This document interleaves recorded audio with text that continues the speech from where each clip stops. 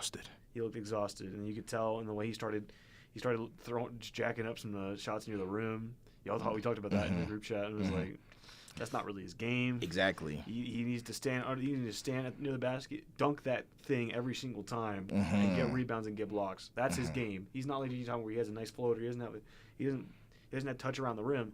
He's a roll to the rim center, big man. So when he gets tired, he starts trying to put stuff up and like trying to do all these other things.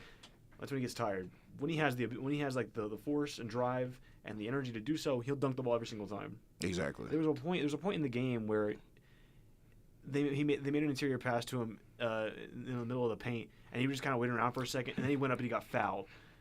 He didn't have to dribble at all in that possession. He needs to just jump up and slam that thing down. Like, he has the arm length, he has everything. He thought about it too hard. He dribbled into the double team and he got fouled. Now he hit both free throws, but at the same time, he shouldn't have to shoot free throws there. He needs to go through the body and be physical. And I think that's what he's still learning how to do, especially in the offensive end. Yeah, I think that's one of the big things we talk about, Luke. I think is the physicality standpoint. I mean, you're not going to be JT on offensively wise, but defensively wise, you look strong. I think you could be a lot more aggressive because he's a stopper. Like this guy is being a stopper. Like when we're looking at Grant's like yelling at him, but it's like Grant's yelling at him because he knows he can be better than where he is right now because he has the ability to. Like you talked about him, Brett. If he gets an offensive bag, this kid. He's going to be looking some eyes. He's only a sophomore. Exactly. He's still young. He still has a lot of time. So I think Luke's progression is going to be very seen in the system going forward. He had 12 points, 6 rebounds, 5 for 8 from the field, 2 for 5 in the free throw line. He had 3 blocks. And that's what you need to see going forward from Luke. He's not going to be he's going to be your JT Toppin without the ability of JT Toppin going forward. And I want to give a shout-out to Mario LaQuintic. He was out there because because they needed to have a point where Luke could be on the bench. And he provided some really good minutes. He had 2 points on a dunk from Christian Anderson, but he played really good defense. Had a block in this game, had 4 rebounds. And that's what he's out there to be. Like, that's what Grant wants him to be when he gets out there. Be a disruptive force in the paint. That's what he was recruited to do, be a really good defender down low. The thing I wanted to do is stay vertical, stay lateral. Exactly. There was a point in the Colorado game where he got beat off the block immediately by the Colorado big, and he was taken out of the game immediately for it. He did a way better job at staying grounded in this game. So yeah, I don't want to see more Mariel if he continues to do that. My only thing I want to say. Before we preview the Cincinnati game. No, Luke is the oldest looking sophomore I've ever seen, by the way. True. He looks like he's 35. But he's still a baby. Yeah. And we forgot to get to Macy. Macy, what did you think of the K-State victory? Tech's win over K-State. K-State doesn't win a lot this year in conference play. Yeah, definitely not a hard game to overcome. But I definitely think that game was needed for their confidence, ego boost, since the Toppin loss, and that's exactly what they did. But, I mean, it's still a hard game to win. They still scored triple digits, and that's still a great victory in itself. Student section was doing good. I actually had one of my professors ask if we now hate Texas Tech basketball because Toppin is no longer playing, and then I guess she heard that the student section was smaller, but we were all like, no, we still love them. Just it's a stupid game to go to because we knew we were going to win. But they still did a good job coming out on top. They definitely, I'm seeing improvements, and I think they're working around playing without Toppin. And the biggest thing is McCaslin's still very confident about them continuing forward, and so is the team, it seems like. That's the biggest thing. We're still ranked really highly going into March Madness, future games, so I think they did a great job, and they need to keep up the confidence going into future games, finishing out the season. And then we're going to throw it to you, Brett. We're going to bring a segment to basketball season that we probably should have started earlier, but it will still be a thing. We're going to go through the numbers here with Brett, and this week's opponent being Cincinnati. Fire away.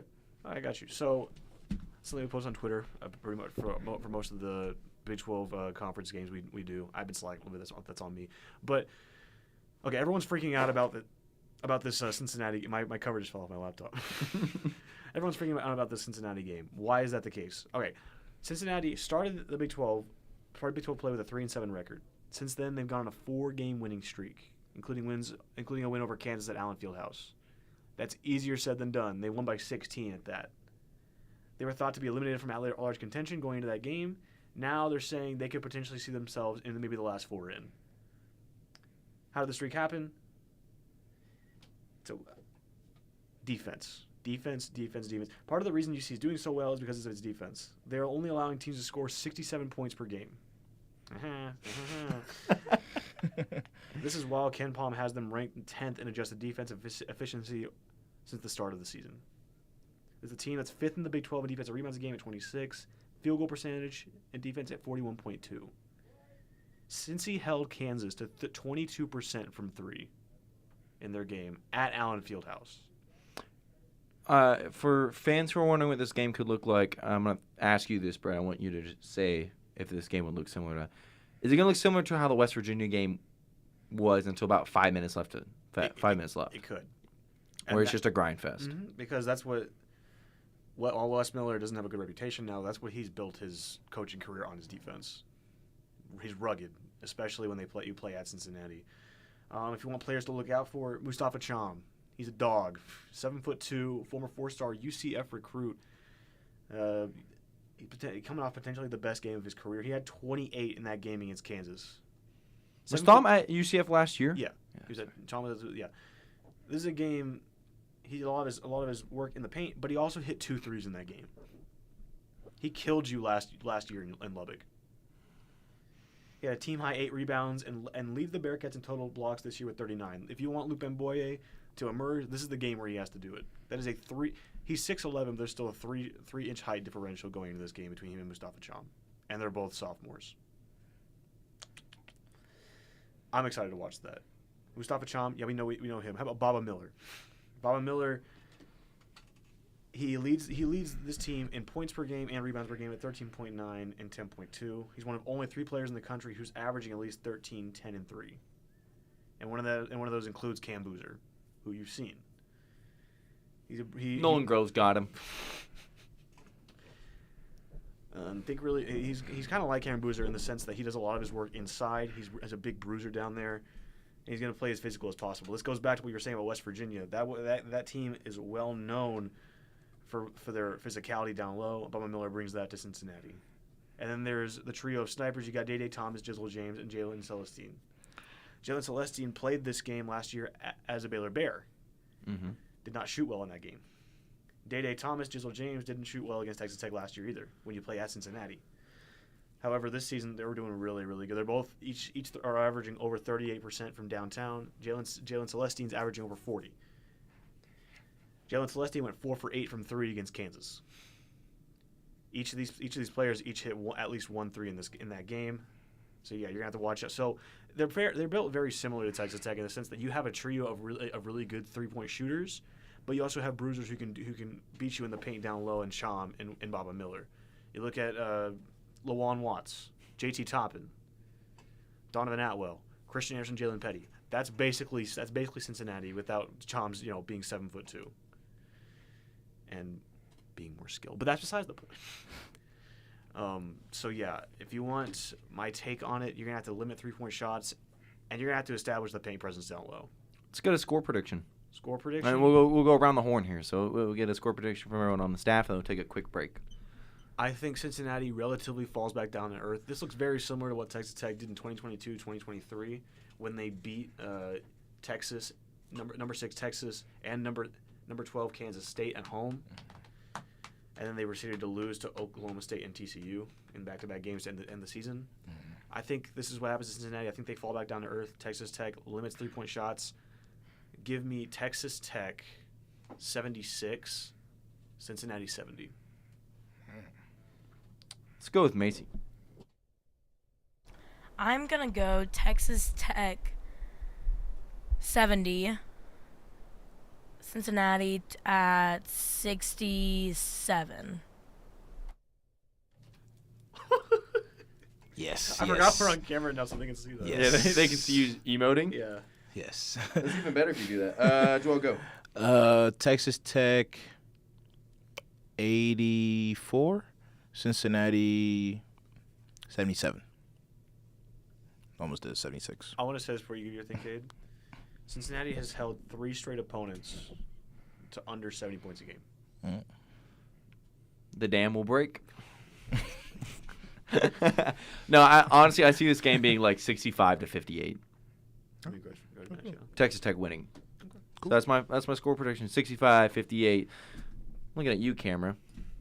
We're going to take a quick break.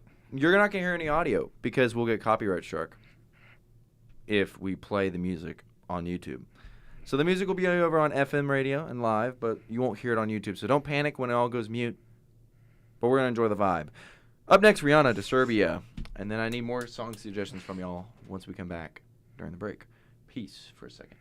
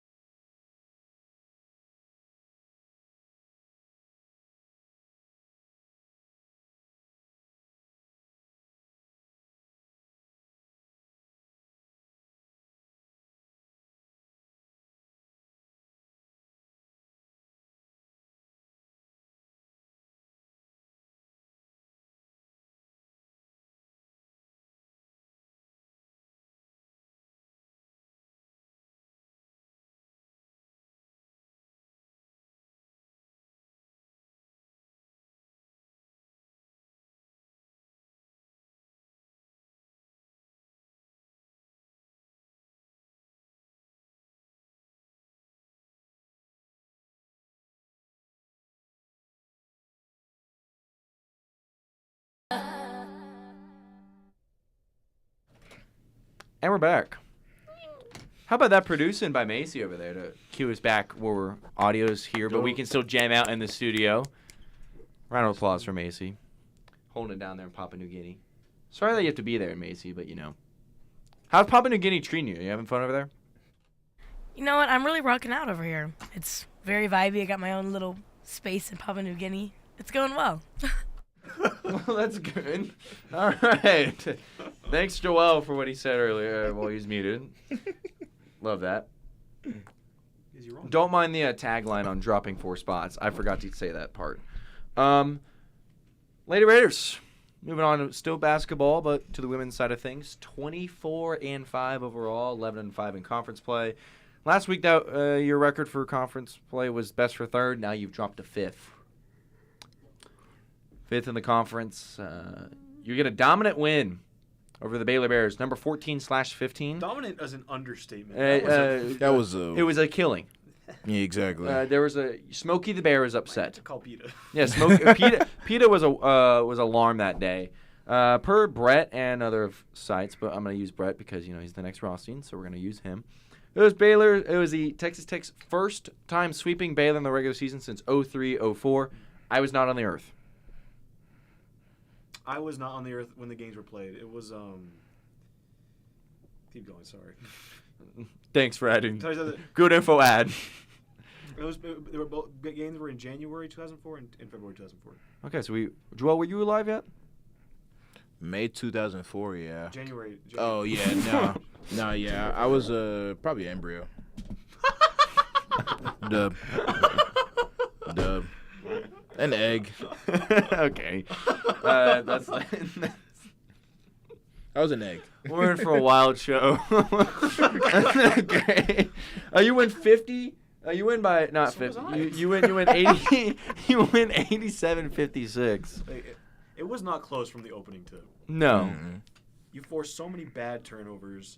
You forced Baylor to take really tough shots inside, and you turned them over 20 times. It was just an annihilation. It was the peak of what Tech basketball could be. Exactly. You were up by 20 going into half, and they went on a 7-0 run to start the third quarter, and you were only up by like, I think 13. But after that, you just completely weathered the storm and you blew them over. It was bad. Yeah.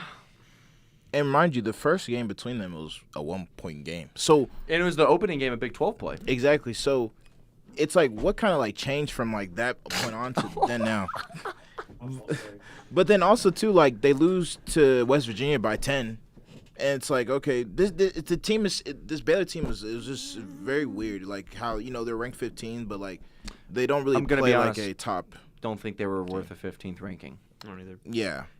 People talk about Joel, when we talked about Texas Tech Baylor on our other show, we were talking about they were going to have Talia Scott. Yeah. This game, they did have Talia Scott. They did. And it looked worse. It looked way worse. Like terrible. You won by 1 on bailing up and free throws in the first game. This one, you blew them out. I mean, I'm running out of things to say because they just blew them out. It was not close. Exactly. Well, if you want a lot of things to say, we can move on to the next game. Unless, Macy, do you have any thoughts of the domination of the Baylor Bears this past Wednesday? I think it was an amazing domination. And you really can't say much more. Red Raiders dominate Baylor Bears. What was the word that we use whenever we play them in football? What word do we use whenever we're playing football? We had some kind of Like really powerful? there was something that we used. We merged the names together. What? Swear it's a thing. I'm gonna figure it out now. I'll be back. All right, we're going to let Macy figure out whatever she was trying to get to. I genuinely am so confused. What are the words we put together for the football team? Football? The brand? The brand. The brand? Is that what you're thinking, Macy? The brand? No. Okay. Well, we'll move on to the next game, and that being you travel to Colorado Boulder, and you have a 6-point lead going into the fourth quarter, and you choke it away like how Cade collapses in his love chances. A lot of promise, and The then butt not a lot. bowl. Macy, I guess Macy that was found bowl, but it's funny because BUTT. It's funny. it. The butt bowl she was trying to get to. Shout out Andrew for letting me know. Okay. Well, yeah, you lose. There's no other way of saying. And another collapse. This team kind of is now known to just collapse in a quarter. It doesn't matter what quarter, but one singular quarter, Yeah. they get beat so bad where that's We're gonna go through like the scoring totals from each quarter right now. okay. 23-19, you win the first. 14-21, you lose the second. 22-13, you win the third, and then 9-22, you lose the fourth. The force is the reason why you lost the game. You were up by 6 going into the fourth quarter, and then you just completely lose it. Yeah, I mean that's kind of the caveat, like you said, Kate, of this team. We saw, I think, this 2 games, and it spanned almost over a little over less than a week. But we saw like a sample size of the peak of the team, and we saw these sample size of what the floor of the team is. Mhm. And the reason that's concerning is if that team's hot in March, they can make a deep run. Yeah. The team's not hot in March, they're out in the first round. Mhm. Just because we've seen it. You mean you got beat by BYU bad. They didn't win dominated Utah, but that you've beat 2 highly ranked teams and TCU and Baylor at home, but then you've gone on the road and dropped. Yes, we know Colorado's tied for you in the conference. That's great. Colorado is just they're good, but if you have aspirations of what this team has after starting the year how they did, Yeah. because preseason you could say there's aspirations, but historically you haven't. Yeah. Now you raise the where you have to meet. You've hit your quota for the year. Now it's can you just improve on it? And so keep playing 50-50 ball at the end of the year is not going to be productive. Let me just say that. I'll give you this. Okay. One of the highlights of this game was Jalen Bristow, because she's finally the middle of the year she kind of lost it. She had bad shooting splits. She hadn't been scoring as much. She turned the ball over a lot. This game she goes 4 for 5 from 3. That's what, as a big Jalen Bristow believer myself, I love to see it. She looked really confident stepping into each of her shots, She's a big guard, by the way. and then she can play down low too. Yeah, that's, I was complimenting Yeah. on her. I was adding on to her game. Yeah. Sorry. No, you're good. You're absolutely right. The big thing that kills you is turnovers, unforced turnover. And I went on a small rant about this in the group chat. Small.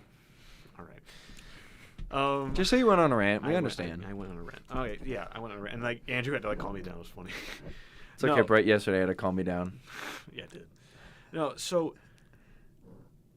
in the last 2 minutes of this game, you're down 1 because you forced a turnover on the other. You forced a turnover with your press, which is what you like to do, and then bailing up and hit a huge 3. You're down 1. Okay, you play.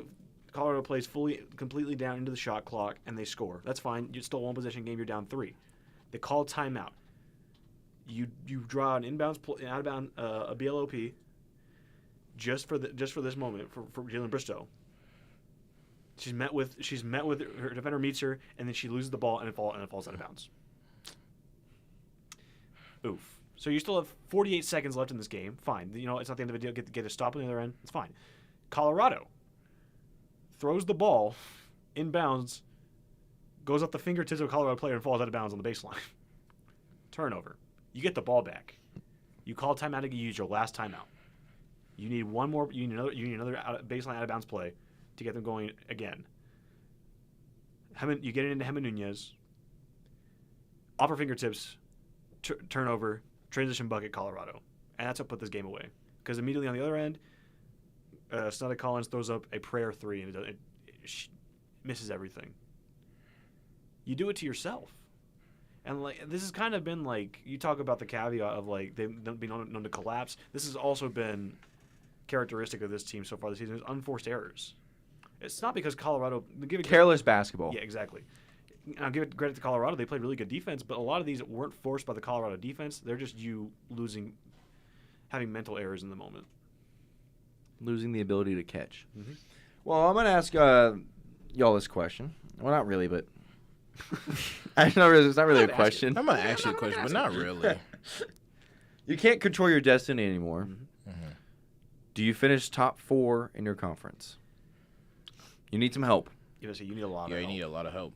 However, here's the thing: if you beat Kansas, then come back home and beat Arizona State in the last game of the season, big if. Arizona State's a really good team. Baylor has to play at TCU. Who's going to win the Big 12 regular season title? If you win these last 2 games and Baylor loses, you flip flop their 5th, your 4th. So it's very possible.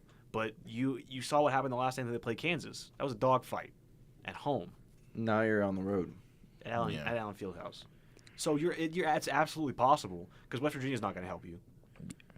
They're on a heater right now. TCU has pretty much already clinched it. If they beat Baylor, Colorado, maybe, but yeah, if your best bet is Baylor losing to TCU and you winning out the rest of the games. And I think it's possible because TCU. TCU is gonna run with it the full way, but the way Baylor has played, it's just I don't think it will translate to them when beating them in that game. Because I mean they played TCU back in February. It was 62-60. I mean it was a close game, but we said the same thing about Tech versus Baylor early in the year. It was a 1-point game. So and then now it's going to be a whole couple weeks until you play them again. I mean, I don't think it will happen, and I think that Tech does finish in the top 4. Yeah, this matters because the top 4 teams get a bye in the conference tournament, which Double buys. Sorry, yeah, I think good correction. No, I wasn't trying to correct. No, I know that was a needed one. More rest, and they have aspirations to win the tournament, to win the Big 12 tournament, unlike the men's team. I was say Gerlich loves the tournament. Gerlich wakes up every morning on that day. I mean, and they're historically really good in the Yeah. Big 12 tournament, so you can imagine this team get a 2-game head start, theoretically. Play the quarterfinals and the semifinals. You only have to win like 2 or 3 games. Yeah. That's true. Exactly. Yeah, exactly. No, yeah. Gerlich and co. made a really good run in the Big 12 tournament last season. And I think that's when you saw the identity of this year's team being built. Yeah. Now we have a full year basically of seeing the evolution. You can go, that's where it started. Where this kind of era of how Gerlich wanted her teams to play really started was that tournament. They beat some good teams, man, and they held it very close with Oklahoma State. Yeah, they did. That's not who I want to run into if you're doing the Big 12 tournament. No. That's not who I want to run into. Or honestly, Colorado. Or Colorado. They're hot right now. That's a bad matchup for Texas Tech. Colorado, Oklahoma State, or Iowa State. Those are the 3 I don't want to see. I'd be happy seeing. No, sorry, not Oklahoma State. I'd be happy to see Kansas State in them again. Yeah, though. agree. What we're gonna do? Let's take a quick break. Wrap up with the best sport in town right now.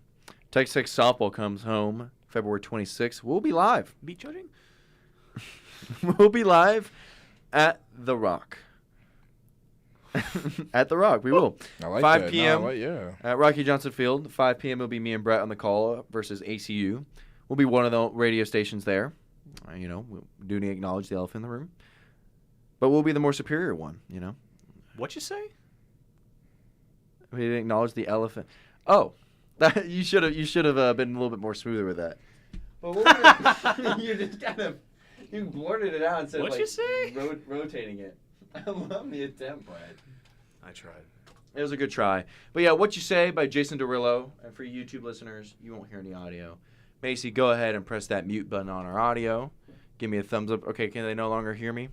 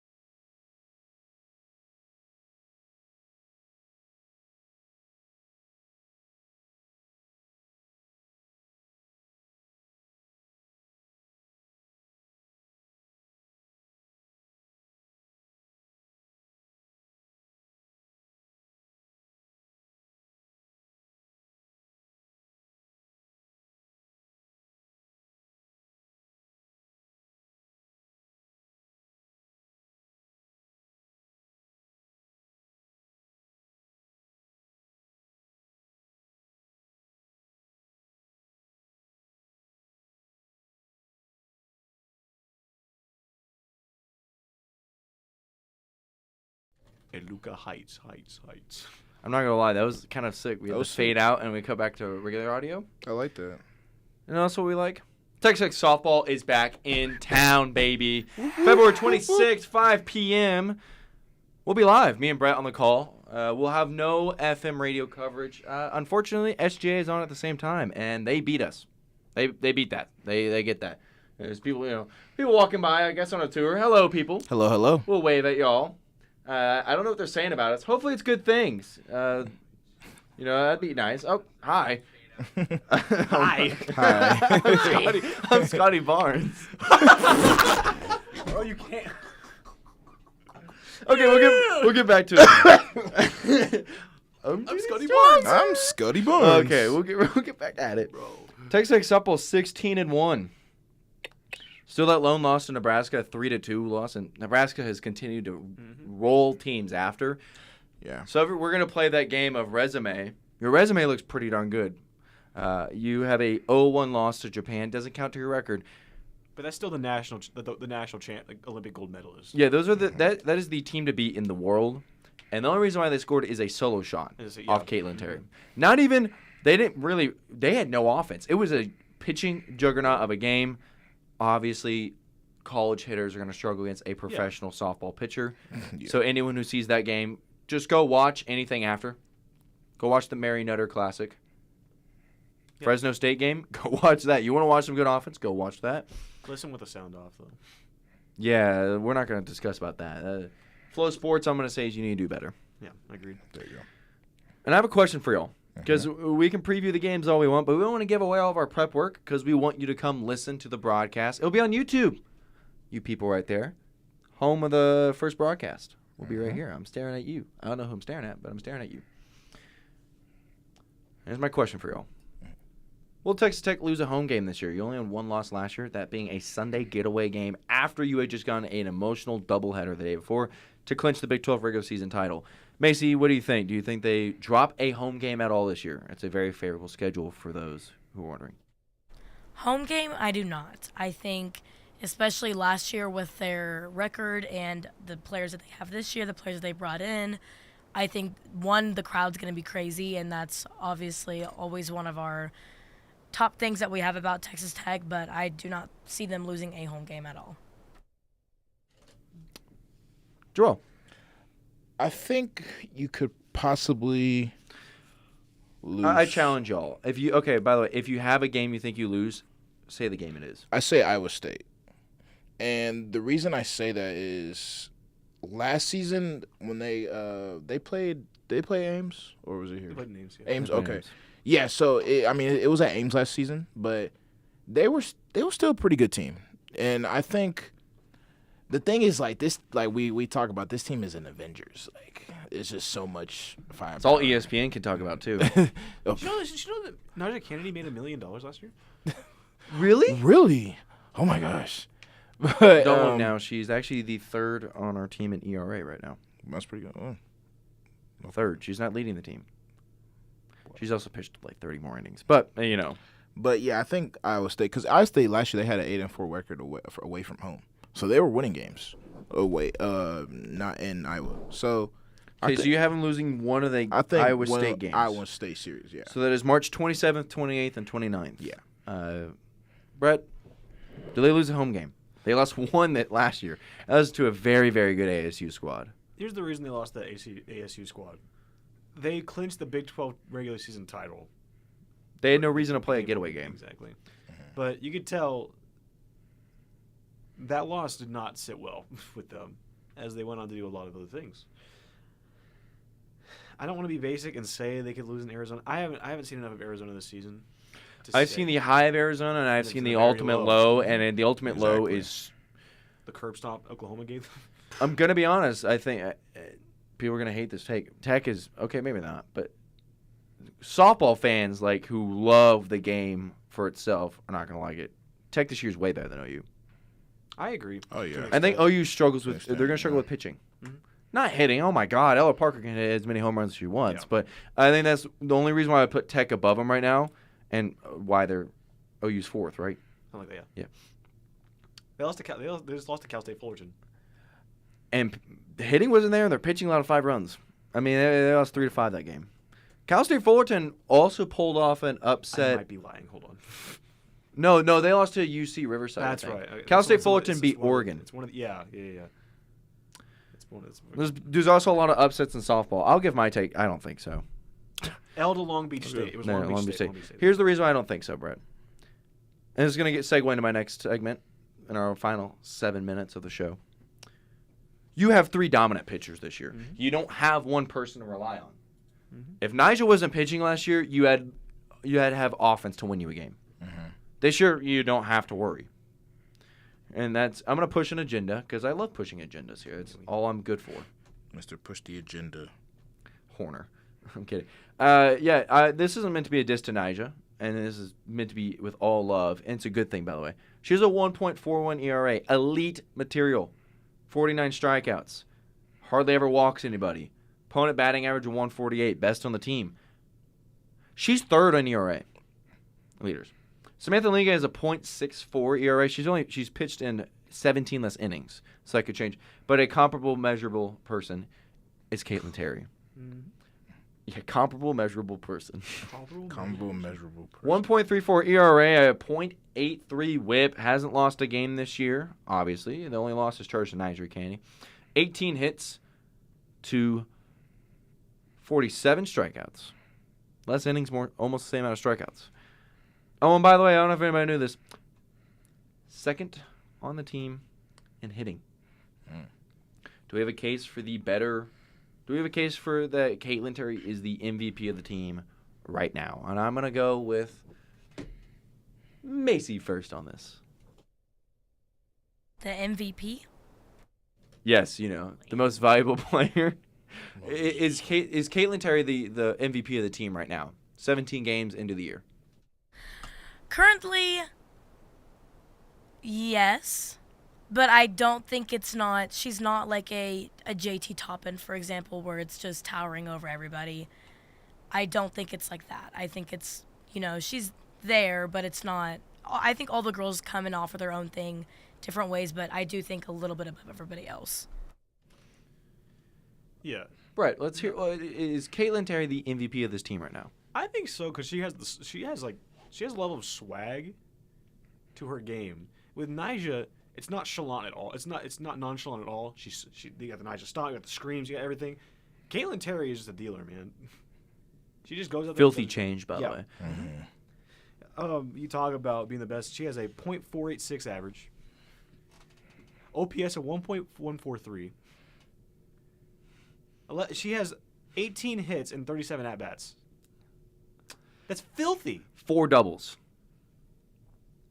I mean, she is. 6 RBIs.